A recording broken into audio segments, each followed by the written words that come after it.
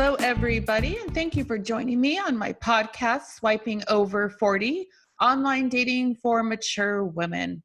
So all you ladies over 40 years old that are looking for love the first time around, or maybe it's the second or third time around, join in on our podcast as I interview all different types of men from all walks of life who give advice on dating, how to navigate the internet dating process, things that men are looking for. We share stories, looking really forward to sharing all this valuable information with you and helping you find love the first, second, or even third time around.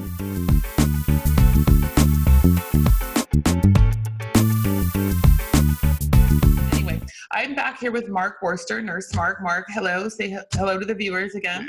Hey, what's up, everybody? Welcome back. Yeah, welcome back. Thanks for coming. We promised in our last episode that the next time we met, we were going to talk about narcissists.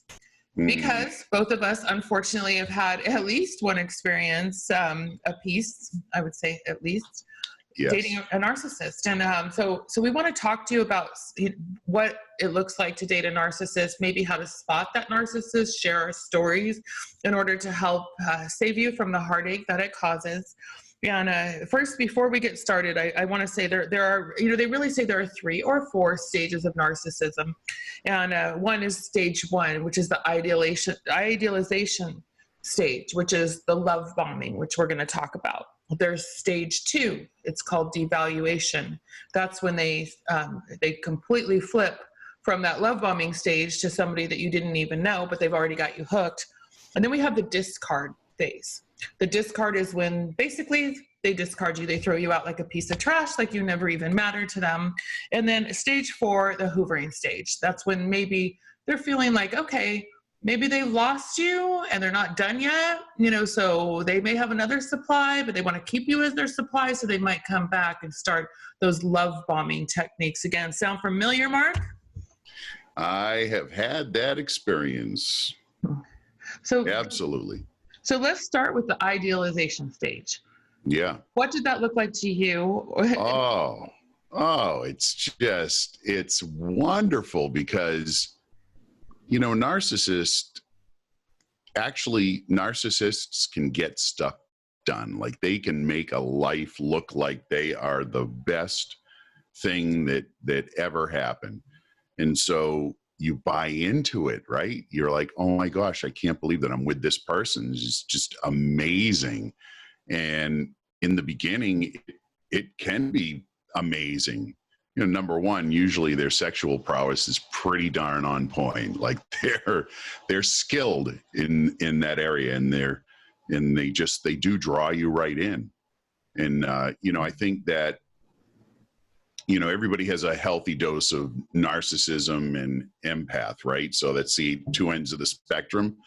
I think either way, if you're too far on this end or if you're too far on that end, then that's when you get into trouble. So you try to be like, sort of right in the middle, right? But narcissists will get stuff done and they'll look really, really good. But what happens is, at least in my case, I think I tend more on the empath side, probably too far on that end. And the narcissist just senses that.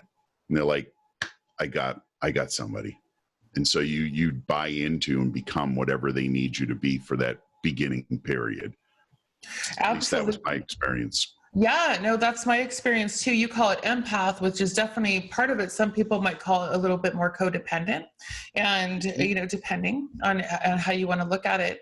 And they do what they're basically hunters looking for their prey, and someone who is an empath or someone who is codependent, somebody who has maybe some self-esteem issues, they see that. They know what questions to ask, and they're very, very calculated and very, very subtle about their question asking. And there's 2 ways they can do it. Some narcissists, we typically think of the narcissist as, I drive this nice car, I have this great job, and I'm so flashy. However, a lot of narcissists aren't like that. they will ask you all about you. They may not even divulge much information about themselves. So they really draw you in through that. And what they're doing is they're sizing up their prey. What is it, what is it she likes or he likes, doesn't like?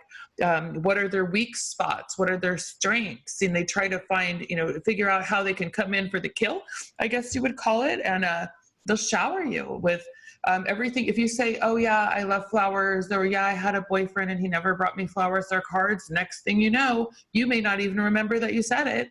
However, you're getting flowers and cards every day. If you mention maybe subtly, if he asked what happened, oh, well, we never went out enough. Next thing you know, you're going out all the time, wined and dined, and you get so much attention and feel like so much love. It literally feels like probably how a drug high would be. And you think, wow, oh my gosh, I met this person and oh yeah, my soulmate. This is what I've been waiting for my whole life. And you believe it because they're so believable. Mm-hmm. Would you tell me some of the, and the sexual the sex is amazing. And they're so into you and your body and everything about you. And they take that to another level, the candles, the wax, you name it. Right. So tell me, what kind of love bombing have you received from a narcissist? Boy, just the attention, just the sheer attention of, being, I guess, theirs, right? For me, it's a very visceral feeling of being like loved, like she loved me. And you were right. When you said you feel like you've met the one, right? You feel like this is it because, they are absolutely showering you with attention and there's nobody else in their world and they're just focused on you and you buy into it. You just believe it with everything that you have. And naturally you want to reciprocate. So you become whatever they need, right? So you sense what they need and you're like, oh, I can accommodate that because I'm getting, she's accommodating how my needs. So yeah, okay, I'm going to do whatever I can to make sure that she's happy. Yeah. I can remember, I've been in a relationship with, I would say 2 narcissists. Keep in mind, listeners, ladies, narcissists, they are considered, they're true narcissists, type B personality disorder in the DSM-5, which is the diagnosis psychiatric conditions, and there is no cure. There's no pill they can take. Therapy often doesn't even treat them because therapy doesn't. It's a very sad situation because someone who's truly afflicted with narcissistic personality disorder probably will never be able to escape that. Because think about it, they built such a strong wall from them and the outside world, and that wall is impenetrable. So when they go to see a therapist, what's going to happen? Very quickly, they're going to determine that they're smarter than that therapist is because they're always smarter than everybody else. So they'll start to devalue the therapist and then they'll end therapy. So they never really get started in it. And you're right, there's no pill. I mean, it's a sad situation. I feel, a lot of compassion and a lot of sadness for somebody who has to deal with that particular sort of mental disorder. Yeah, no, I agree with you. And a lot of the times they say it does evolve from some type of childhood trauma, which a lot of things do. And, mine was actually a sociopathic narcissist, which I feel is almost even worse. And there are no emotions. And I actually watched a documentary one time and they were interviewing, I think it was it Dateline? I don't remember. They were interviewing a narcissist and he was very candid. He said, they asked him why he was willing to do that. He said, because I know the hurt that I've caused and it doesn't bother me at all. However, I've been, in a lot of therapy trying to make it matter. But it doesn't, but I wanted to share that so people could understand how a narcissist is. We don't have emotions. We pretend we have emotions because we know we're supposed to have. They intellectually understand emotion and especially empathy. So, to be in a relationship, you really have to be empathetic for your partner. You have to understand, sort of walk in their shoes, right? From time to time, you really need to have that peace. And I read somewhere, because I just dove into sort of the behind the scenes, what really goes on in that, as far as anybody knows. And the portion of the brain where empathy resides, where that is generated, they did functional MRI studies on narcissists and determined that portion of the brain is just so underdeveloped. It's not even there. Like, they don't even have the capacity to have it, right? So whatever happened in childhood at a very early age, whatever the trauma was that sort of pushed them in this direction to put up that wall, literally changed their brain at that moment. So, it's, again, I just feel so sad, that they are caught in this sort of cage that they'll live in forever. Now, don't get me wrong. I could never be in a relationship with somebody like that, because it's just so, we'll get to that point where you talk about devaluing. It's so toxic and caustic to be in a relationship like that, that you literally, it'll just take your soul right? It will, and that, again, and we're going to move into that stage for sure. And I just know that, well, I'm not going to go too into detail, but, at this point, maybe later in the interview, I will, but just saying that feeling, it's, to me, the way I felt when I was first met the narcissist, one of the two. And I didn't recognize it the second time, because there's different types of narcissists. Some are, like, they call it covert, one's a little bit more, incognito about it. But the one was just they're both super charismatic. That's one thing I'm going to say. Both of them were very, very charismatic. But it was like, extremtremely charismatic. I don't mean flamboyant. I don't mean that they're talking to everybody, but they're so charming. They could there's a lot of them are salesmen. One of mine was a salesman, by trade, of course, and did very well at his trade. But it's about their way that they can read you and lure you in, like a salesperson. That's what they do. They know that they're going to make that sale right when you walk in. They start sizing you up, and I was told that point blank. I could. Okay, so there's one narcissist that I actually lived with. He was able to point out. We were sitting outside at tables. And this is before I knew. This was before the devaluation stage. And he could say, he could point at people, and he could look at them for about a minute, size them up, and know all kinds of things about them that in all reality were probably true. And the little very good, very, very good at looking at people and figuring out what they were about and how to manipulate them. Because for a narcissist, people are just pawns. Like, there's no real emotional connection to other people, even their children. They're just pawns in the game of life. And so, if there's no value to be drawn from a relationship with somebody, they just, even just business relationships, they'll just wash their hands and move on to the next one, because they're not bringing any value into their lives. Yeah, so it's very transactional, right? It's very, and it's really, it's interesting that you mentioned that. And, so I'm going to talk about it, even their children. So it just so happens that this person had 3 children.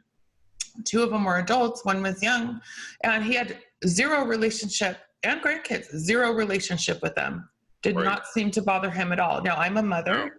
If I didn't have a relationship for one day without one of my adult children, I would be devastated. I'd be doing everything I can to figure out what's wrong and try to fix it.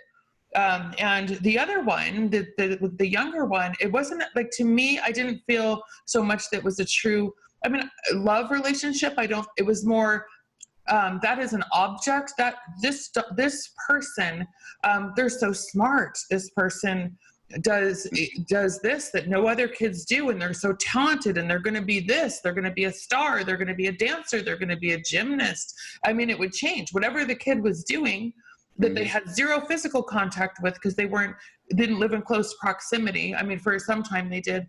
However, it's not about like the love of the emotion of the child. It's about who that child is going to be to make them look better. Yes. Bingo. They use them as trophies. They're like, look at how good my child is. Exactly. Look how good I've done. Look how good I've been a parent. And exactly. and that's it. Well, so that's another thing. You know, they look for, I know narcissist, it's a man, you know, you can speak for what you've seen as far as women, but as a man, they're looking for somebody who has a career. They're looking for somebody that has, you know, some status in their life. They're looking for someone probably that owns a home, has a nice car, you know, that has something about them that's maybe extremely creative. That's different than somebody else, somebody that can introduce them to other people, you know, maybe bring them into a world that they don't know yet and or would like to know, but don't. And they look for that. They look for those prey in women. And what about, how does it feel for a man with a female narcissist? Well, yeah, I think at one point she told me, I only have friends that can bring something to the table, and that meant status and, you know, highly valued education. So if you had a title behind your name, that was important. That was really important. Well, let me ask you, did she? Yeah. In my case, she did. Okay, well, that's yeah. No, very, very, very successful. Yeah. Like I said, narcissists can get stuff done. Like they're, I mean, there was a point where I thought, you know what? Wouldn't it be nice to be a narcissist? Because then I wouldn't have to care about other people and what they thought, or, you know, if I was going to hurt them or not. I could just go through life and do whatever I wanted to do and like get stuff done because I wouldn't care about anybody else. Yeah, and that's the thing, is not when you say get stuff done and not care, like you truly don't care. You can tell somebody to F off, you know, right in their face, and or, you know, or steal their dinner, or throw I've seen trash thrown out the window of the car, littering. I'm against that. Just like I'm going to throw it out. Like I have no regard for any rules. Society's rules don't apply. Morals, rules don't apply to the narcissist. Laws and rules are for other people, and how dare anyone question what they do. So I'm going to tell you about the therapist. My narcissist, like it's not a trophy, trust me. It was a huge growth and learning experience for sure. But he actually did go to counseling with me, and I had mine did too. Okay, so before I for a while, because, and I'm sure this was the truth, she went because she wanted me to be fixed. Nothing was wrong with her, so I needed to be fixed somehow in the relationship so that it could continue, because it was not her, of course. Well, that's interesting, and I could see how it would be like that. So my narcissist, it wasn't about that. It was about it was complete deflection of everything that was brought up, and more of a bragging. Now I'm gonna, like you said, let me win over this person. Guess what? She was more professional that he wasn't able to win her over. So when he realized after time number 3 it wasn't going to happen, he was done. However, when he was there, he was so charming. There's an assignment to do at home. Oh yes, we'll do this assignment. And we go, and then we go home and do the assignment. And then it's like thrown in the trash. Like, let's bring up that assignment that we had. Oh, it's already gone. That was just for show. Right. Oh yeah. Yeah. And to get what you want, like, what are you getting out of this relationship? Well, this person happened to be getting a roof over his head. Right. So that was that was a high price to pay. However, they don't care, because even when they're into you, they're still looking. And you tell me if you agree with that. There's always a toe in the water. There's always somebody new that's going to be waiting in the wings, and maybe they're actually engaging with them, maybe not.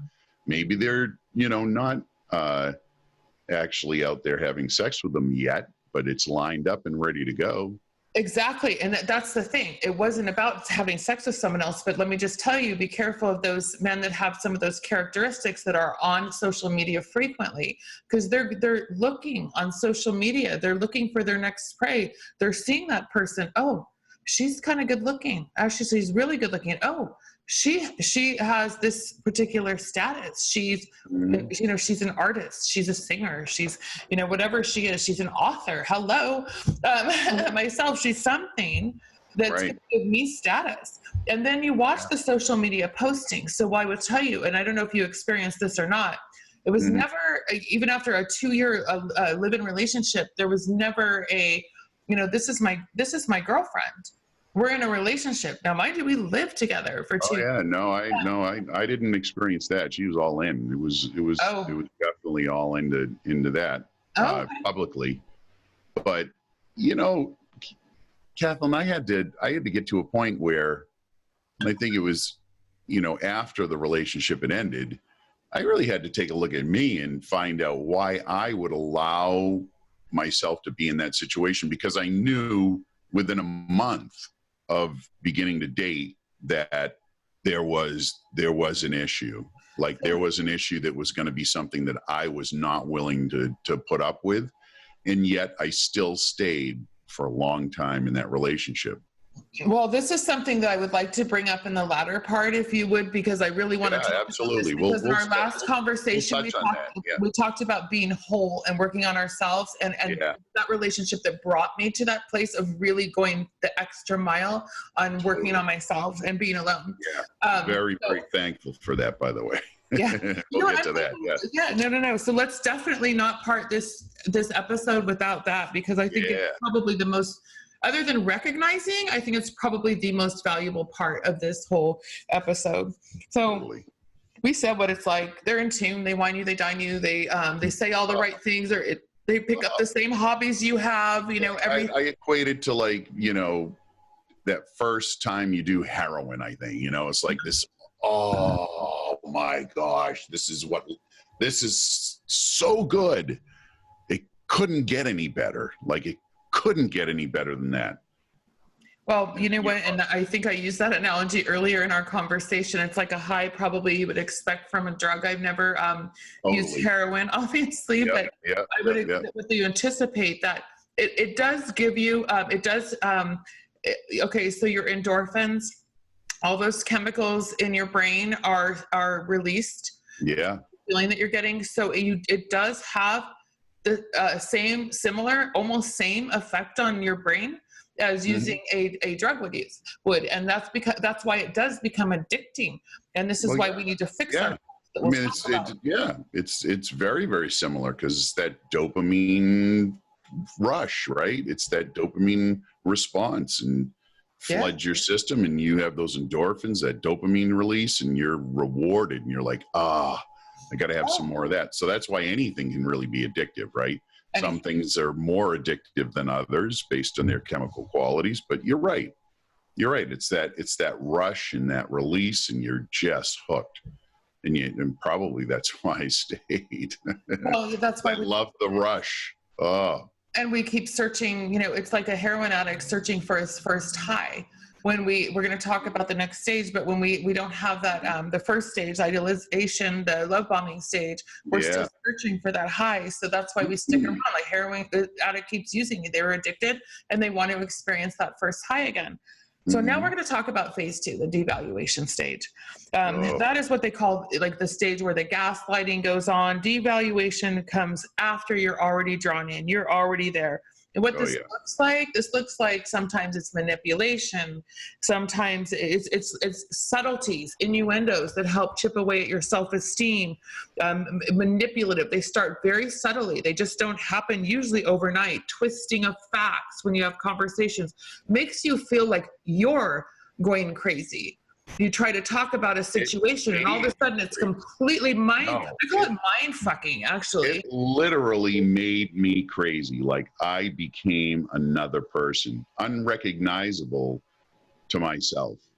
So tell us a little bit about that. What did you experience, Mark? What are the little... So you're right. In conversation, have a conversation, you'd have a disagreement, and it was literally,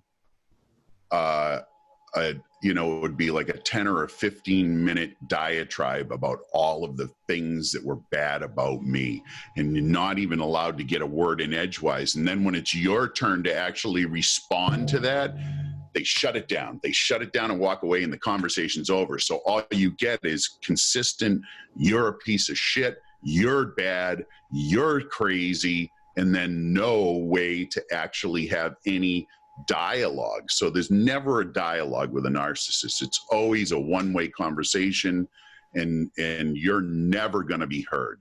And I'm a very communicative person, and I need to have that. Even, I mean, if you're in a relationship, you're going to have disagreements, but being able to talk through it is how you actually have a relationship, right? You learn how to communicate, and you do. But with a narcissist, it's just a fire hose of every negative thing that they can think of, and they're good at picking up the negative things. They will fire hose that until you are just rubble, and you don't have the opportunity to respond. And that it is, for me, it was a little bit different because there are different types of narcissists. Sure. And so, mine was a little bit different. It was more of, we could have a conversation and it was calm. It was just the outcome. They would say, it's again, selling. They'll say whatever you want to hear and they'll move forward and nothing ever changes. It's like you never said it. But what I noticed was things that were very subtleties to, that lowered my self-esteem and my self-worth without me even really realizing it. I'll give you a couple of examples. So, sometimes my job is a bit high pressure. And so when you come home and you talk about your day, I'm not, I want to say it's maybe not even venting, it's discussing as an adult. How was your day? Well, it was okay overall, or, but this happened and I'm struggling with it. You and I just had a conversation right before this. So just having that conversation, your partner, you should be able to discuss that with your partner. Let them know. Like, you don't have to say, oh, my day was great every day, like I'm a little puppet. Every day my day's not great, but my attitude's still good and I'm still moving on, but I want to discuss it. So I would have an interested conversation, listening, and then about 2 months later, there'd be a lash about it. Well, talking about how, when you come home and you just complain about your work, it would just be something way later when it happened like 3 months before when I was having that conversation. Or another thing, if I had something where the attention was going to be on me, maybe I had something where I was the center of the event. And, of course, I'm a woman. I want to look nice. There's going to be photos and it was just me, who I am. Right. And I know that I would spend that extra time, doing my hair, doing my makeup, picking out the right dress to wear. And the day of this has happened multiple times. The day of my event, I had complete silence. Not even a good morning. So already, good morning. Good morning. How are you? And just like a stare. Okay. So I get ready. And then never, oh, you look nice. And then you say, well, does this dress look all right? It's fine. So it's that type of behavior. So it's, not, now somebody that's a true partner and isn't in that devaluation stage of narcissism, they would automatically be in tune with your feelings. They'd be happy for you, but they're not happy for you because they're not the one getting all the attention. However, they will try to make it about them once they're at that event or that situation. So it's subtle criticizing, maybe putting you in your place, twisting facts, manipulating your thoughts, making you think that you're the one that's done something wrong. Maybe there is something wrong with you. Would you agree that you said you questioned yourself? At some point, after consistently being barraged with negative commentary about the things that are wrong with you, you start to wonder. You're like, wow, and am I? And of course, everyone around her love her, like she's the center of attention for everybody in her world because she handpicks these people, right? So, and she's super impressive. So, you begin to question, okay, man, is she right? Is that really true? Could it be true? maybe it's true. I don't know. But I would also get, bouts of really just off the chart anger, like out of control, fits.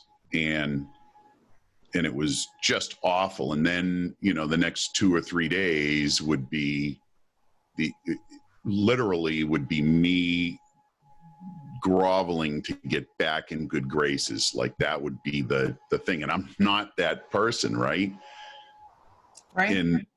But I became that person. Like I would have to just say, oh yeah, okay, maybe you were right. Maybe it's me, and, get back in good graces. And then everything would be fine for a few days. Yeah. So yeah. And It's even tough. and not even like for me, it wasn't like there's something. It wasn't groveling, but in a way, it was. I guess like there's something about the dynamics of the relationship. So sometimes there was the anger. I would say most of the time it wasn't the anger. It was the cold. I have no feelings towards the subject. Instead of anger, they're just shut down. They're not talking. Oh, well, that would be after the anger. A huge outburst of emotion, and then there'd be no affect. There'd be Nothing. no emotion. There was a complete disconnect, and there would be no intimacy. There would be no, there would be nothing. And it would go from being super intimate and super connected to being nothing. And that's, hard to live with when you're, expecting that you'll be in this adult relationship. Yeah. And then the mind twisting that was done throughout that process, Mark, I'm going to tell you, there were a couple of occasions where after that type of behavior towards me with no good reason. Now, if I do something wrong, I'll say, you know what, I lost my senses. I was too emotional, whatever. Oh yeah, I did some shitty things because I became that person that did shitty things. Right, but what I found myself doing without, you said you came groveling, like without even a fight, with just that cold thing. What did I do? I'd go out. Let me go. Instead of let this person be nice to me and apologize, let me go out and, buy a new pair of shoes for him, and then I thought, what are you doing going out to reward this behavior? But there's something about you feel guilty. You felt like you did something wrong, like the way they talk to you. I mean, mind you, like people, this doesn't happen overnight. This is a process. It's not like all within a week. In retrospect, it's a fascinating psychological study. I mean, just to look back and see it clearly, how it all rolled out. I mean, it's fascinating. It's not like this person isn't super intelligent and, like you said, charismatic, but there's just that narcissistic personality disorder in the way, and it's never going to be that connected relationship that you want. And it takes so long because you hope that you can do it. I remember being in the relationship and saying, you know what, maybe if I just love her enough, she'll be healed. Like I'll be able to heal her. Like I had this idea that I had an obligation to stay in the relationship because, I could heal her and we could really make something out of our lives. So Mark, you knew you were in a relationship with a narcissist while you were in it. Yeah. See, I did not. I didn't see anything clearly till I was gone. No, and the punishment, they punish you. They punish you for, oh gosh. Oh, I knew. Yeah. So, Kath, I don't know. I've been in a few relationships, and in one of the relationships I was in was with a girl. I was actually in the relationship for 3 years and engaged to her, and she had borderline personality disorder, and diagnosed and during the relationship, and so. I got, and I'm a nurse, so I always do a deep dive into sort of, I go to the DSM and I look up all of the stuff and I try to see, okay, this makes a lot of sense. So when I was in the middle of this other relationship with the narcissist, I mean, I just went to the DSM and I'm like, and every single thing that's in there. Now, I'm not huge on labels. Like, I think it's a spectrum. Like, there are some way over there who are really, really like toxic. And then there's some that are maybe able to fake it. But by and large, you're right. They all have that thing in common where they never connect to people, and they'll never feel emotion towards anything that they do. And they put themselves on a pedestal. They believe they are the chosen one. They're the They do. one. Oh, they're the special one. They have special, like they're connected to the universe like nobody else. I mean, I got tired of hearing the stories about all of the great things that they had done. But they weren't doing any of it. Well, I was like, I could verbatim tell the story now. Like I could tell the story about all of the things, the marvelous things that had happened and she'd done over the course of time. I could tell you because I heard them over and over and over again in social situations where she was trying to impress new people. Well, the funny thing is again, ours are different. I don't know if it's man, woman, or a different type of narcissist that we're dealing with, because there are. I think it's just narcissists in general. Again, it's a spectrum, right? So yeah. Going to act differently. Yeah, that's right. It is a spectrum, and one of the things that, I never saw any fruits of those accolades, all the things you were and everything you had, I didn't see. Oh no, it was in ruins. No, there was nothing left because the life continually just falls apart. Like they do these grand things and they blow up. They ruin because everything. They never really have a connection to anybody that they need to be working with, right? So let's say it's this big business venture. Well, they're in partnership with a lot of different people. And if they think that they're entitled to everything in the world and everybody else can, is just collateral damage, that doesn't work in the business world when you're collaborating with people. It'll fall apart because the other person eventually realizes they'll never get anything out of the relationship and they'll walk away. But the thing is, it blows up. Well, but it doesn't matter because the narcissist already knows, they already have their next supply, they call them, their next victim supply. One of the things I did find myself doing, and I don't know if you did either, I saw the red flags. I saw some red flags from the beginning, but it felt so good to be love bombed, to be, someone so into me, like, oh my gosh, this is my, it's like being in the desert without food or water for a year, or like being in COVID in your house forever. Now you can go out and eat. You got your food and your water, and you get addicted. But I saw the red flags, but I made excuses. People saw them. Other people, I did not even think at one point during my entire relationship that was a narcissist. I didn't know about narcissism at the time. Yeah. Research I did afterwards, a lot of research. Yeah. I watched videos. I went to therapy, and but I made excuses. I made excuses to my own family about not that I never. I had friends say afterwards. I had friends and family say afterwards. They say we didn't even really know who the hell you were because you weren't you. That wasn't you in that relationship. And, when you're in it, you don't notice it, right? You do make those excuses exactly like you said. You make excuses for it. For them, for sure. Well, how did it, when your friend said that to you, how did it feel to you? I was really disappointed that I let myself get to that situation, that I let myself get to that point to where I wasn't me. Like I wasn't me in the relationship. I was what she needed in the relationship. Because you try to serve that demon, you try to serve that person, you become what they need over time. They manipulate you and tear you down in that devaluation, and you become whatever they need for a supply. And so it wasn't me. Did you find yourself? I know I did, isolating myself from my friends a bit. I isolated myself from friends because my friends. There were some friends I wasn't allowed to hang out with. Yeah, mine wasn't. You can't hang out. It's like go out with your friends more. I don't like this person. She's this, and you're better than that. Like he actually put right there. You said it right there. A false pedestal. Right. So her commentary on any of my friends is that they were low class people. That you're better than that. Yeah, that you're better than that. They're low-class people. You should hang around with my friends because, they're all pedigreed. So mine had no friends. No friends. Mm-hmm. So that was interesting. There were no friends to hang out with. Yeah. You tell me about my friends and you don't want to hang out with them, but you don't have any friends. And she had friends. She had friends. She had adoration. She had admirers. Like that's yeah. Yeah. Well, I guess, again, you said there's all, it's a spectrum. No, I mean, listen, on the face of it, she's spectacular. Absolutely. Yeah. It's and I would say, yeah, you know what? As a friend, she's probably an okay friend.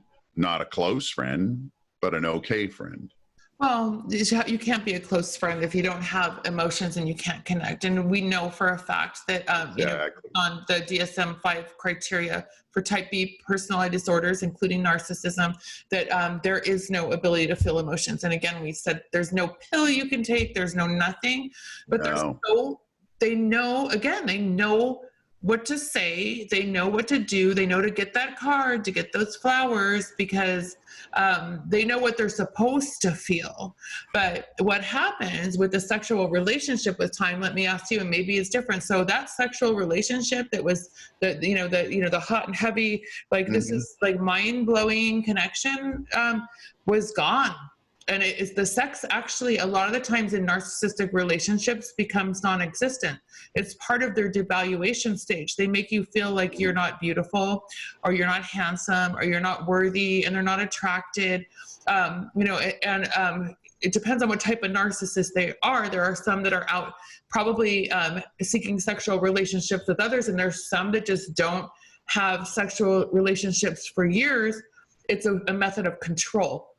No, she knew the power of sex. She used that she wielded it like a very finely honed sword.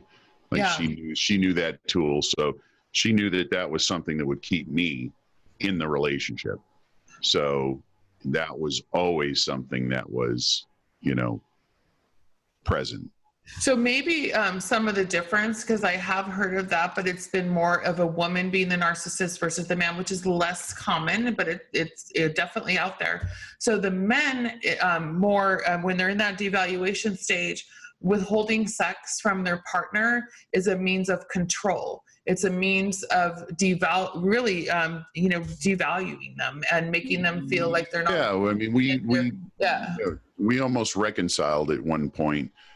And that was very prevalent. Like there was no, sex going to be had until she was good and ready. And it was just the weirdest thing. I mean, here we were living together all that time and having sex all the time. And then, a couple months later, we're talking about getting back together, and like, I had to earn my way back in.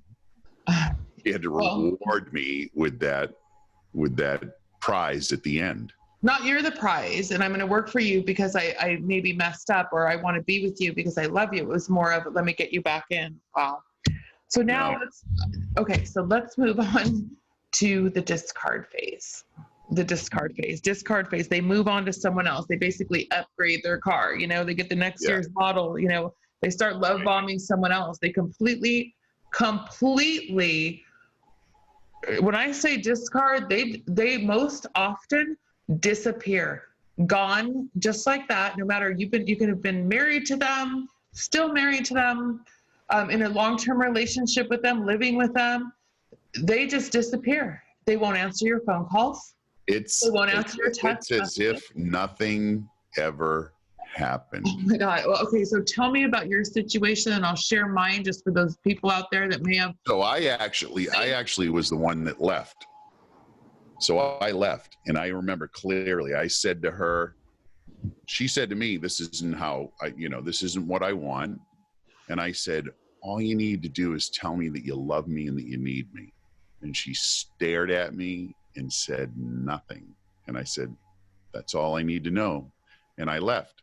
Mm-hmm. And then there was a little period of a couple of months where we thought maybe we'd work things out and get back together. But then she found her new supply, and I'm telling you, it's like nothing ever happened between us. Like, if we have any correspondence at all, it's very matter-of-fact business, no discussion of anything related to, a relationship or anything that happened. It really is as though it never happened. So, okay. So, and I can relate to that 100%. And I'm going to ask you a question, then I'll share a little bit of my experience. But I'm not talking now after you've done the work and some times past, but initially after you had that conversation with her and she walked away and she's in another relationship and it was like you never existed, literally. What did that feel like to you? Oh, it was the worst, one of the worst moments of my life because it was, I was so vested in this relationship and I had given so much to the relationship and tried so hard, even though I knew so early on that it wasn't going to be anything I could control, but I just stuck in there. And to be discarded like that, like nothing ever happened, was just devastating, really.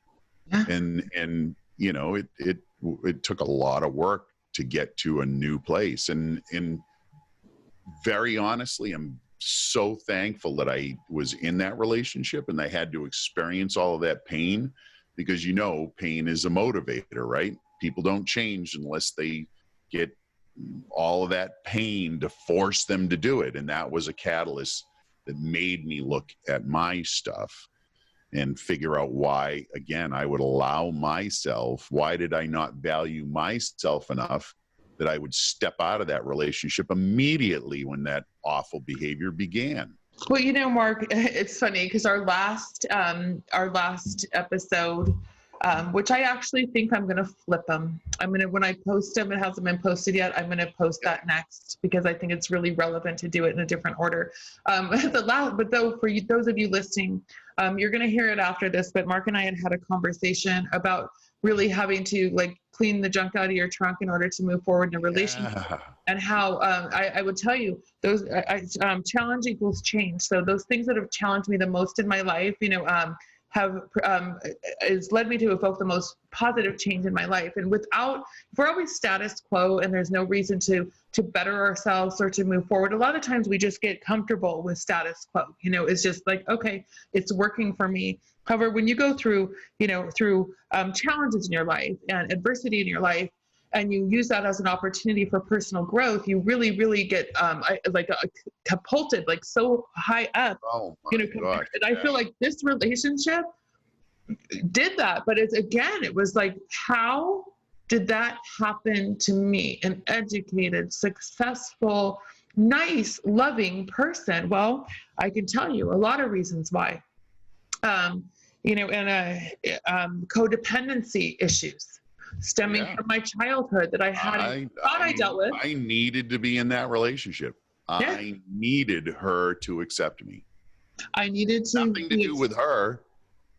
It had to do with my childhood, right? Absolutely. We were trying to fix that. And I could say maybe the same way, Mark, but it was like, I wanted to be loved. I wanted to be accepted, and I was loved and accepted. And that's what I always really, really wanted. And I had it. And then I got abandoned. Right. And now how does that feel? Like all taken away from you. Yeah. But not until you had to be beaten up emotionally for months. It wasn't like it was, I love you and then it's over. It's like, I love you. Now I'm going to just emotionally beat you to a pulp and then I'm going to cast you aside. And then I'm never going to talk to you again. Right. And there is a lot of time where they have the hoovering stage where the narcissist actually comes back. And from my narcissist never came back. My narcissist is actually, I believe, still punishing me as best as the ability from a completely outside of my physical. Oh yeah, you're completely devalued now. You have no value in their life. That's value. That's good. That's actually good. Yeah, and that's what I wanted to say to you women. Okay, so what's going to happen if you know what, don't try. Okay, so a lot of the time we think, well, what if I would have only said, if I would have only done, if I'd have tried harder, if I'd have loved more. It's not ever going to happen because they're incapable. Never. Narcissists don't care. They don't have empathy. They don't love you. They don't love themselves. They don't have the capacity. I mean, you can learn to just detach with love because they're never, ever going to be able to be in a relationship. It's not you. They're not going to be in a relationship. They're going to go through them like you change your socks. They're going to go through relationship after relationship after relationship. And a lot of the time they may try to come back and start the cycle again, but just know They that, might. yeah, but the thing is they won't change. And that's what I really want to make clear to the viewers out here, because I've been through it. You've been through it. It is some Mhm. of the worst pain that I think you can go through, just like you can't take a pill or anything for narcissism or borderline personality disorder, sociopath. You can't take a pill for a broken heart, and you just got to deal with it, and and figure out why and how can I prevent this from happening again, and also protect yourself. Don't, if they come back or you see those signs, don't allow it. I saw somebody that I had met online, and it's funny. I want to share how I would never have been able to recognize this before. This is what I would have been drawn to. Again, it was my red flag this time. I met somebody Mhm. online. We had not met in person yet. Okay. We talked on the phone. We had great conversation, very deep conversations, and we decided to meet. Well, I had a somewhat of an emergency with a very close friend. I guess that's the best I could say. And I said, you know what? I let that person know early in the morning, I'm so sorry. I'm not going to be able to get together, at this moment, because I have, I have this situation going on. However, we hadn't talked on video chat yet. It was one of those, sometimes people do that right away. Sometimes they don't. I said, how about because I'll be back late, how about we take it to a video chat tonight? Now, this is somebody that was love bombing me. I saw it, without even knowing me, talking about, oh, I want to get married. I'll be married like this. I'll put someone all over my social media. I will do this and I'm this and I'm that. And I started seeing the flags. So I already kind of felt like, I don't know that I honestly wasn't really feeling it, but I like to keep my word. I'm committed to my word. If I made plans, I want to stick to it. However, funny, I thought, everything happens for a reason, right? So that incident happening, that person punished me. This is how I knew all my red flag signs of a narcissist. I was punished because I wasn't able to go on the date. Didn't matter about the well-being of my, my close friend. All that mattered was I didn't go on the date. So now we're not going to video FaceTime you. I'm actually going to ignore you, and I'm going to give it time. And you know what? Let me just tell you, before I feel so bad, and this person was so nice, and maybe he's the one. Guess what? You know what? Thank God that everything happens for a reason. But again, like I would have before, prior to this relationship, prior to doing the work on myself, I would have been really like, oh, I'm so sorry. Let me make it up to you, because I felt there was some type of something magical, and it's not magical to me. It's like, okay, this is kind of like BS. Like you don't even know me. Do you know what I'm saying though, Mark? You spot it. It's like you spot it like a, I don't know. I'm trying to think of something that stands out. So, Yeah, you do. You pepper in the ball, I don't know. Something that really stands out. You know what I mean? If you see the red flag in a sea of white flags, that's the red flag. right. So, And then I question, okay, do I really see it, or am I just dragging the past into now, right? Am I just being really sensitive to this now? And anything that looks like it, I immediately labeled it as that. I have to be careful about that too. well, Because you know what? Any new person I meet isn't that person that I was with. And I have to give them sort of the benefit of the doubt, and I got to figure out if it's true. that is a great point, Mark, because I've done the same thing. However, we did the work. Okay. Yeah. And so I don't believe, like, I know I'm not putting something else on somebody. When I'm questioning myself, my intuition, I have to check myself because, so like you said, is this I would agree with that. You would agree that your intuition, man. You got to go with your gut. Yeah. Your gut. I think we talked about this at some point. Your gut sees cues, maybe not sees, but senses cues that you're not aware of with your other senses. Like it's part of your brain, and when you have that gut feeling, it's for a specific reason. Like you have been cued up to pay attention to whatever's going on more acutely. Yeah, no, and we talk about that more in what was the last episode, which is now going to be the next episode after this. But we flipped it. So, I love it. yeah, why not? We have the power to do that, right? That's But right. it's it's true. And I talked about, and I'll just say it now because this is a different episode, that I have a background in law enforcement. I was a police officer, Los Angeles police officer, 10 years on the streets of Los Angeles. And when a car drove by, and I'm not even looking that way, and I know something's going on, it's because something in our subconscious, things that happen so quickly, little things we can see in the peripheral vision. Right. That you're not even really cognitively aware of. They're still cues. So you're right. So when you're in that dating situation and it's feeling a certain way and you get that feeling, man, pay attention to it. Like, it's probably not wrong. It's probably not. And, so often we second guess ourselves. And, Mark, this has been like the best conversation I think that I've had in a long time. I love it, and we always have good conversations. We do, but this is so valuable. So many people are in this situation. And I actually would like to have a part 2 in regards to this, where we share, not just narcissism, but some of those, the player, the stalker, the boy versus man.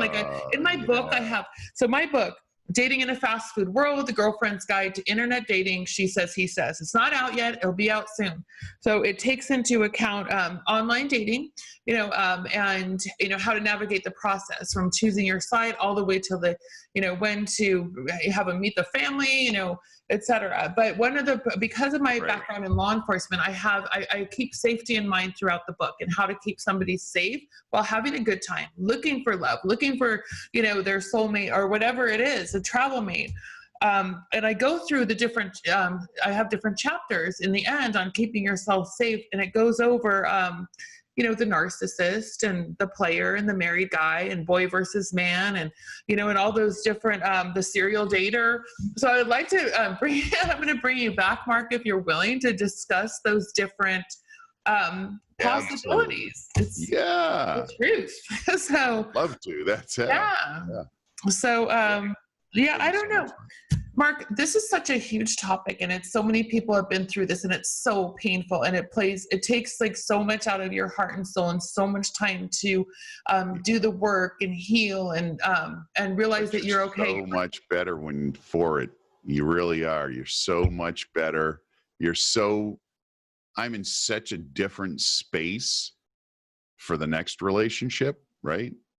So I'll come into it having gotten rid of a lot of baggage that I was carrying into the relationship. Mm-hmm.